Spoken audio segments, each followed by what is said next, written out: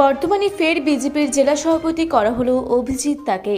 ফের বিজেপির পূর্ব বর্ধমান সাংগঠনিক জেলা সভাপতি করা হলো অভিজিৎ তাকে।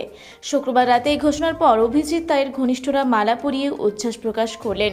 খোদ দ্বিতীয়বারের জেলা সভাপতি হিসেবে দায়িত্ব পাবার পর অভিজিৎ তা জানালেন তার প্রথম কাজ হচ্ছে বিজেপির সমস্ত কার্যকর্তারা যাতে প্রতিটি সাধারণ মানুষের কাছে পৌঁছাতে পারে সকলের সমন্বয় করে তা সুচারুভাবে সম্পন্ন করা।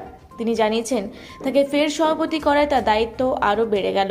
তিনি জানিয়েছেন ভুয়ো ভোটার নিয়ে বিজেপি প্রথম থেকে বলে আসছে, এতদিন ওর নামে কিংবা বোরখা পরিয়ে তৃণমূল ভোট দিয়েছে।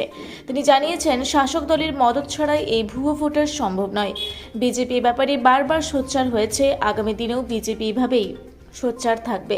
তিনি জানিয়েছেন দল যে দায়িত্ব নিয়েছে দলের সৈনিক হিসেবে তিনি তা পালন করবেন নিজের সবটুকু উজাড় করে। তিনি জানিয়েছেন কেন্দ্র ও রাজ্য নেতৃত্ব অনেক চিন্তাভাবনা করেই এই দায়িত্ব নিয়েছেন। তিনি জানিয়েছেন কোনো নির্বাচনকে সামনে রেখে, বিশেষভাবে 2026-এর নির্বাচনকে সামনে রেখে সাংগঠনিক পরিবর্তন হয়নি। তিনি জানিয়েছেন 2026-এর নির্বাচনে বিজেপি পূর্ব বর্ধমান জেলার সমস্ত আসনে শুধু লড়বে না, জিতবে। বাংলায় স্থিতাবস্থা এবং গণতন্ত্র প্রতিষ্ঠার জন্য বিজেপি লড়বে। দ্বিতীয়বারের জন্য আপনাকে সভাপতি হিসাবে নির্বাচিত করেছে দল, কি বলবেন? দেখুন, দল যে দায়িত্ব আমাদের দেয়, আমরা নিষ্ঠার সঙ্গে ভারতীয় জনতা পার্টির একজন সৈনিক হিসাবে, কার্যকর্তা হিসাবে সেই দায়িত্ব পালন করি।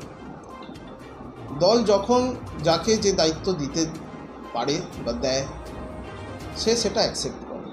তো আমাকে দ্বিতীয়বারের জন্য আবার মনোনীত করেছেন, নির্বাচিত করেছেন। এর জন্য আমি দলের একজন একনিষ্ঠ কর্মী হিসাবে, কার্যকর্তা হিসাবে আমার সবটুকু উজাড় করে দলের শৃঙ্খলা মেনে কাজ করব। সামনে তো বিধানসভা নির্বাচন, আমাদের এই যে পার্টির সাংগঠনিক সভাপতি ঘোষণা হয়েছে, এখানে রাজ্য নেতৃত্ব এবং সর্বোপরি কেন্দ্রীয় নেতৃত্ব অনেক চিন্তাভাবনা করে পশ্চিমবঙ্গে সভাপতি নির্বাচন করছেন। সমস্ত জেলায়, মণ্ডলে এবং রাজ্যেতেও সভাপতি নির্বাচন হবে। তো ভারতীয় জনতা পার্টি পার্টিকুলার কোনো ভোট বা ইলেকশনকে কেন্দ্র করে কিছু নতুন করে ভাববার কিছু নেই। ভারতীয় জনতা পার্টি এমন একটা পার্টি, দীর্ঘমেয়াদী একটা আদর্শ এখানে প্রতিষ্ঠা করার জন্য আমাদের লড়াই। সেখানে 26-এর নির্বাচন সেই লড়াইয়ের একটা অঙ্গ। আর সেই 26-এর নির্বাচনকে সফল করে ভারতীয় জনতা পার্টি আজকে আমাদের পশ্চিমবাংলার, ভারতবর্ষ তো আছেই, পশ্চিমবাংলার জনগণের যে আবেগ তৈরি হয়েছে, জনগণকে বারবার মিসগাইড করে ভুল পথে পরিচালনা করার চেষ্টা চলছে।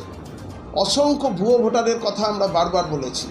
দেখা যাচ্ছে যে একই ব্যক্তি বিভিন্ন বুথে নাম রয়েছে ভুয়ো ভোটার, এবং এই ভুয়ো ভোটারের একটা বড় অংশ হচ্ছে সংখ্যালঘু ভুয়ো ভোটার, যেটা ইচ্ছাকৃতভাবে তারা জানেও না তাদের নাম তুলে দেওয়া হয়েছে, সেইগুলোকে ফলস ভোট দেওয়া হচ্ছে। তো এই ভোট যে সারা ভারতবর্ষে একরকম হয়, আর পশ্চিমবাংলার ভোট যেখানে খুনোখুনি হয়, সংঘর্ষ হয়, তার জন্য আমাদের ভারতীয় জনতা পার্টি পশ্চিমবাংলায় স্থিতাবস্থা যাতে আসে, যাতে গণতন্ত্রের প্রতিষ্ঠা হয়, আমরা সৈনিক হিসাবে সেই কাজ কার্যকরী করব।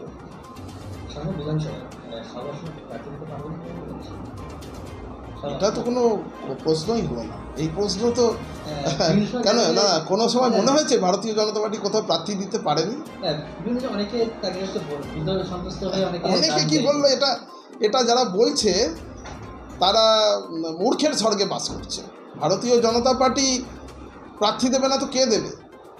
বিশ্বের সবথেকে বড় রাজনৈতিক দল, বিশ্বের সবথেকে বড় যে রাজনৈতিক দলের সদস্য আছে, প্রাথমিক সদস্য এবং সক্রিয় সদস্য। দেখা যাচ্ছে যে 2026-এর নির্বাচনে, বিধানসভা নির্বাচনের প্রস্তুতি শুরু হয়ে গেছে তৃণমূলে, এবং সেখানে ভুতুড়ে ভোটার খোঁজার কিন্তু শুরু করে দিয়েছে। সেক্ষেত্রে আপনারা কীভাবে প্রস্তুতি নিচ্ছেন? ভুতুড়ে ভোটারের যে দাবি, ভুতুড়ে ভোটার যে আছে, এই দাবি তো করেছে ভারতীয় জনতা পার্টি। আমাদের মাননীয় রাজ্য সভাপতি তিনি দিল্লিতে দরবার করেছেন, দিল্লিতে নির্বাচন কমিশনারের কাছে দরবার করেছেন। কলকাতায় যে রাজ্য নির্বাচন কমিশনার আছে সেখানে আমাদের বারবার রিপোর্ট জমা পড়েছে। আজকে সেই রিপোর্ট যখন প্রকাশ্যে এসছে যে সত্যিই তারা ভুয়ো ভোটার, শাসক দল ছাড়া এখানে একটা গাছের পাতা নড়ে না, শাসক দলের মদতেই ভুয়ো ভোটার তৈরি হয়েছে। আর এই ভুয়ো ভোটারের যে মূল কারিগর শাসক দল, যেটার উপর ভর করে 26 জিতবো ভাবছে, সেটাকে আমরা সমূলে উৎপাদন করব। কদিন আগে দেখা যাচ্ছে পাণ্ডবেশ্বর বিধায়কের মৃত বাবা, তার নামেও তো ভোটার লিস্টে নাম রয়েছে। হ্যাঁ, এরকম আছে তো। পূর্ব বর্ধমান থেকে দেবাশিস ঘোষের রিপোর্ট, রূপসী বাংলা মিডিয়া।